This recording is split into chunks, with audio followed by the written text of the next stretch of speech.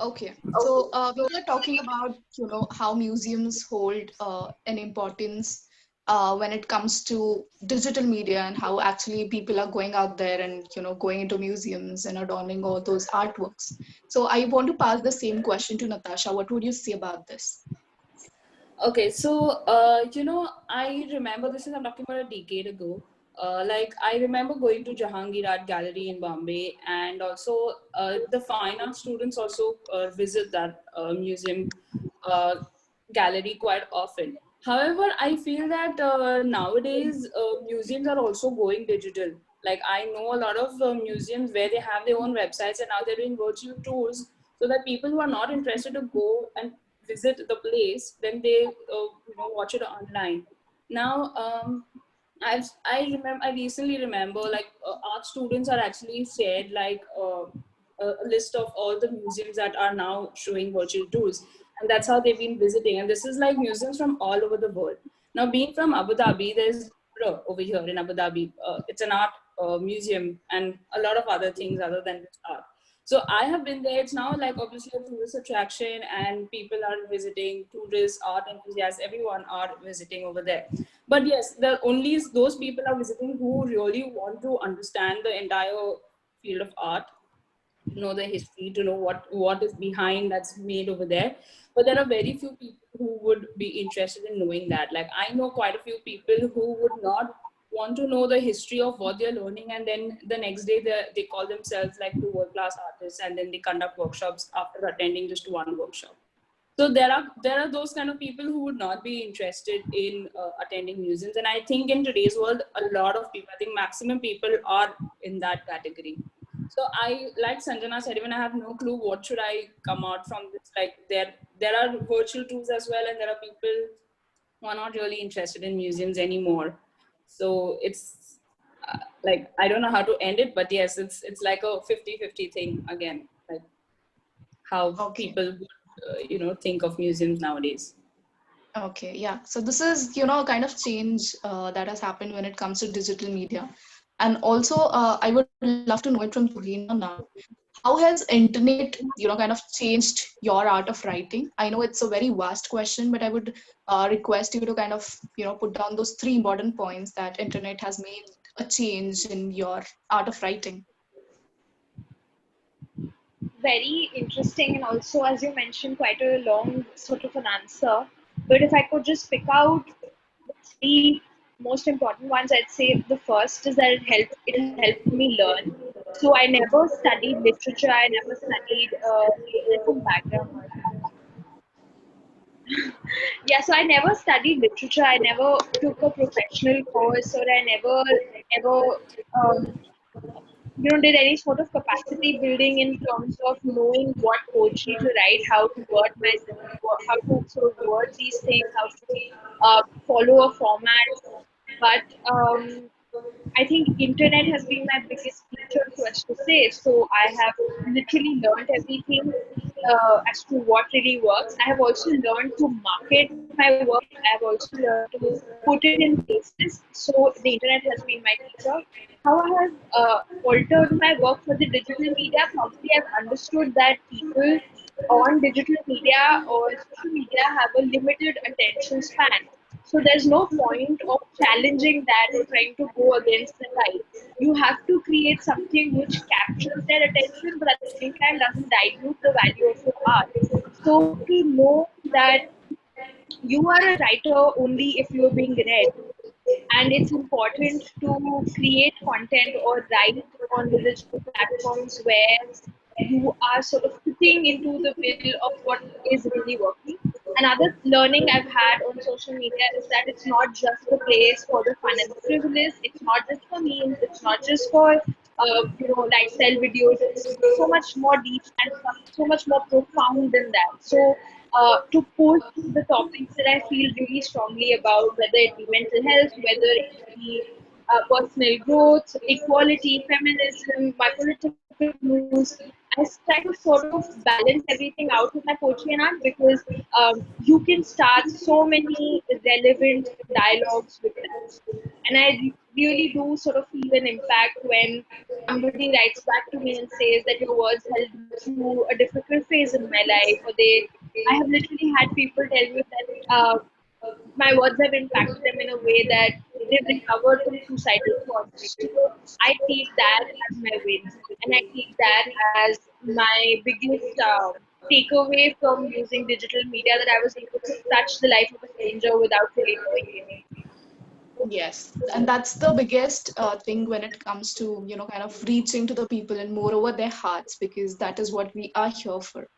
I would love to ask the same question to Shanti. Like, what do you think are those three things that internet has, made a biggest change in your art?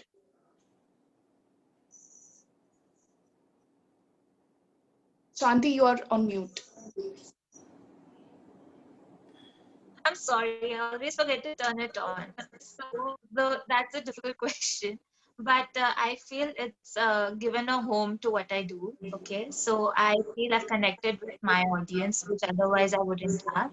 Then, second important thing would be reaching out to people who are not, especially because of the lockdown, I could reach out to people who are not even from my city for workshops, for classes, for anything. Like, I was mostly into doing one-on-ones in person. So because of the internet, I could reach out because of Zoom and all these facilities. I could reach out to people way beyond my radius, right? Like someone in a different country also, if they want to do. And yeah, I think I just have these two things to say: audience Oh, and being able to reach out to different people in different. yes. So taking this only ahead, like everyone is talking about audience and how social media has helped, their uh, artwork to reach a more wider audience and to a lot of people.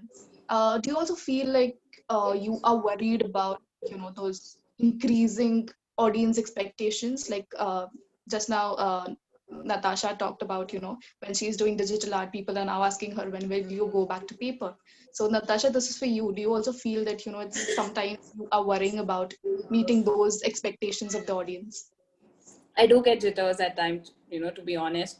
Now, when you have so many followers, it does get difficult to, reach out to each and every, like each and every person has some different expectation for you. So it's not possible to, get into each one of them. However, Yeah. what I do is generally, I take what's the maximum feedback from people, and then I figure what I want to do, and then I club the both, and that's what I produce towards the end of the day. So that's how I go about it. But mostly I would do what I really want to do, because if I'm forcefully doing something that I'm not really interested in, I don't do well in it. So I have experienced that once, and that's been my learning. So after that, I've really stopped doing that. And if there are expectations which are really relatable and things that I really would want to do, like getting back to paper, yes, I love doing that. So that's definitely what I'm going to get back to. So yes, at times I do get jitters, because I feel that, what if I am not making my audience happy? But then at the same time, art is all about creating what you really love, what you create. Like if you're forcefully doing something, it makes no sense at all. So it's again like a balance that you have to have in this particular situation. Okay. Passing on the same question to Sanjana, what do you think? Like, does it makes you worried about, meeting uh, the audience expectations, ever growing audience expectations when it comes to having a lot of followers on digital media? I think not so much worry about meeting expectations, but yes, of course, I feel the larger your following gets, you'll definitely have more followers and people like sort of rooting for you, but at the same time you'll also get people who want to put you down. So I think it's a bit of both as you become sort of more popular online. For me, my aim was to build a community, and work towards building a community of calligraphy lovers. And I do something which is very specific. I started off as doing pointed pen calligraphy, which was even more of a niche within the world of calligraphy. And I feel nothing makes, and I'm sure everyone over here agrees with me, nothing makes my day better when I wake up to a message from a follower or someone talking about how my work has impacted them, or how I'm an inspiration to them or something. So I feel it's encouraging, it's heartwarming, it's uplifting. Like I feel half the time in the morning I wake up because I know that I have this community and audience of people who are really pushing and encouraging me. Yes, it can get a bit overwhelming at times because you're just like, okay, I do need to meet certain expectations. But I want to look at it in a positive way, to be like, pushing me to do better, to strive for more, and always be like, okay, I have these people who love what I do, so I'm doing something right. I don't know. Um, and I think just kind of finding and looking at it in the most positive way possible and trying to look at it as motivation and encouragement is the way I like to go about it, rather than stressing and being like, oh my God, I have to meet certain expectations, because it's your space at the end of the day. If someone doesn't like your work, please unfollow me. I'm okay with that.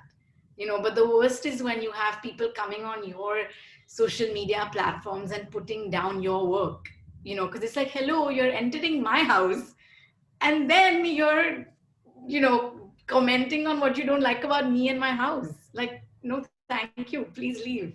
So I feel it's also about respecting and understanding one another's space, which I feel certain people in the digital world don't get. There's a way to talk to people, there's a way to send a DM. You can't just send a DM being like, put up this video, and I'm just like, what? No, who? Or it's just, I feel like that sense of social etiquette is what I wish I saw a bit more of. But apart from that, no, I think it's great to have. I just loved how you pointed out the very important thing of social etiquette, because that is what is really required when we have a page which has a lot of followers and we are constantly working, pushing ourselves to work hard when it comes to meeting the audience expectations. So I just loved that point of social etiquette. Because Yeah, people and sometimes don't get it, and yeah, I'm sure, Tuheena, you must be, or Natasha, any of y'all. I mean, I've seen some of your work as well, and it's. I'm sure you'll have people who will just send you a message about something in the most curt way possible, and you're just like, hello, sure. Would you like me to open the door for you as well? Anything else? And so I just feel like I wish we could educate the audience a bit more about how you want to talk to your fellow artists online and how you want to empathize with them, how you want to reach out to them. But that's a never ending thing, I guess. I mean, yeah. Okay, so as we are moving towards the end, my next question is to Tuheena. Writing is something that really helps us connect with ourselves. Like, if you ask me, journaling is the thing that really helps me kind of take the stress and burden from my mind. So this question is specifically for you. Like, how is art of writing, or how is writing benefited you and to the people out there? In a lot of ways. So writing is always inspired. Okay, it is something that hits you when you're thinking about things. You observe certain things. You try to put emotions to play, and it is as therapeutic probably as creating a mandala. I'm sure Natasha would agree, and it's as meditative as lettering. So I mean, these are the similar. I mean, art at the end of the day to the creator gives the same sort of joy, the same sort of therapeutic, relief as to any artist that is doing any sort of art form.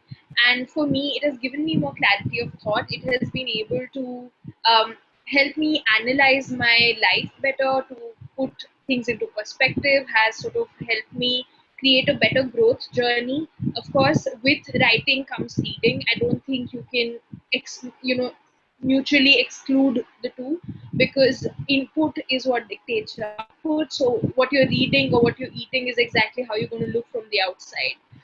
So I think it is a constant process of learning, which any art form is. And what's important is to really, when you're creating art, answer the call from within. I know that sounds such a gyan, like a line, but it's something which is as simple as following your gut about it. So I think art at the end of the day is meant for a pleasurable purpose. It's meant for a recreational purpose, and it needs to be given its due. You can, of course, in the process, take things away which make you feel happier or make you feel like a more centered person. That's for sure. Yes. And also you talked about like I specifically talked about how journaling has helped me. I'm pretty sure art is also one of those forms that is really helping us to possibly connect with us.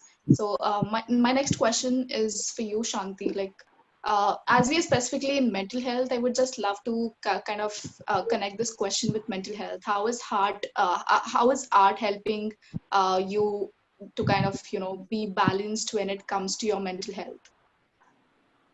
So I'll be very honest. I can't really put my feelings into words like verbally while talking. But when it comes to paper, I can just pour my heart out as if, it's like just you can just keep on writing. So hand lettering, I think, started that way for me also. The words which matter to me and I can't say it, I end up lettering it and posting it. So yeah, and I think that has been one of the main reasons why I have a little audience, because they can relate to that situation. Many a times people will DM me, oh, I just needed this today. My day was going in certain way, and what you wrote today on your feed is what I needed to hear.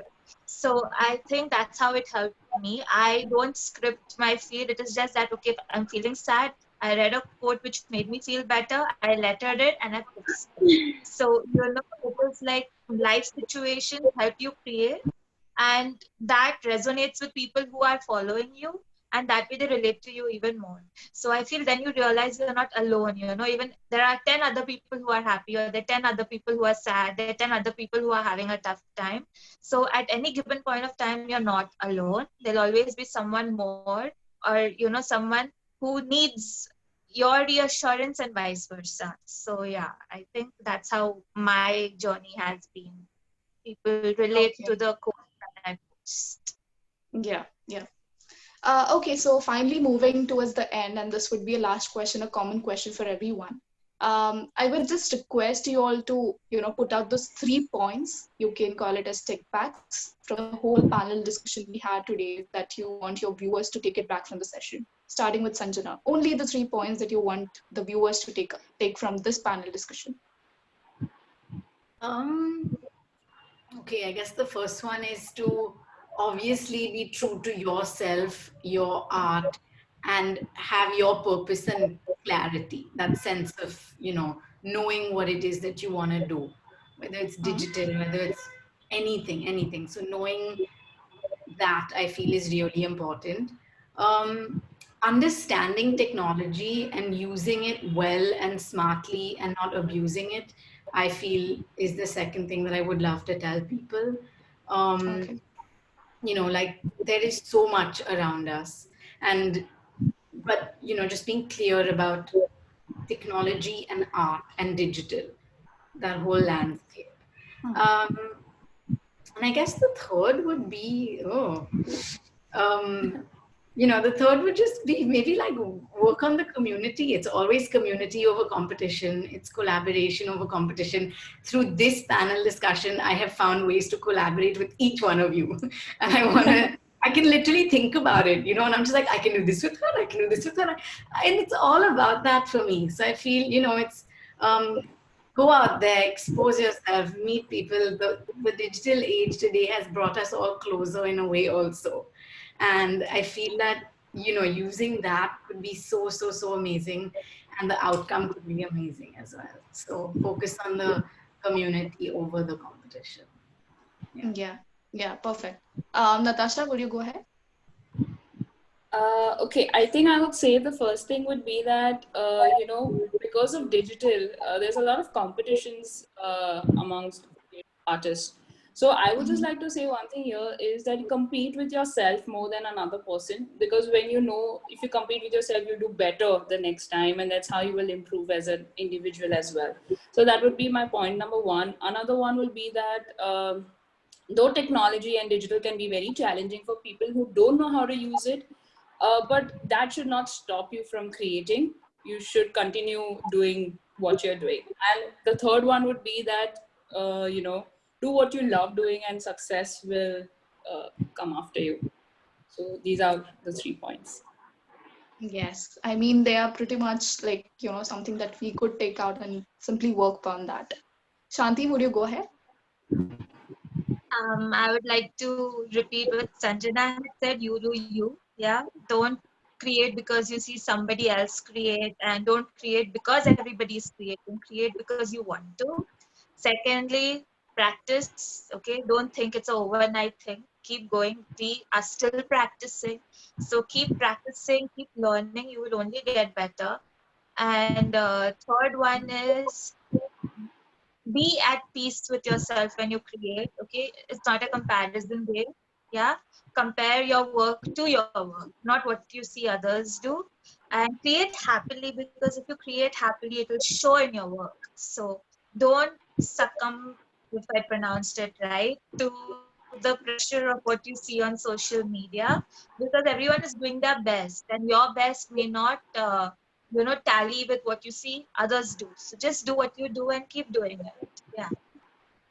Yes, that's pretty much true. And yes, Tuheena. I think tying this entire thing back to the digital debate that we're having, so I think I'll say that digital tools are enablers, they shouldn't dictate your art. So the real world is away from a phone screen. Use the art that you're creating to be, I mean, your art should be a very um, intimate, close, personal process. It doesn't have to be dictated by what you see on the other side of the screen.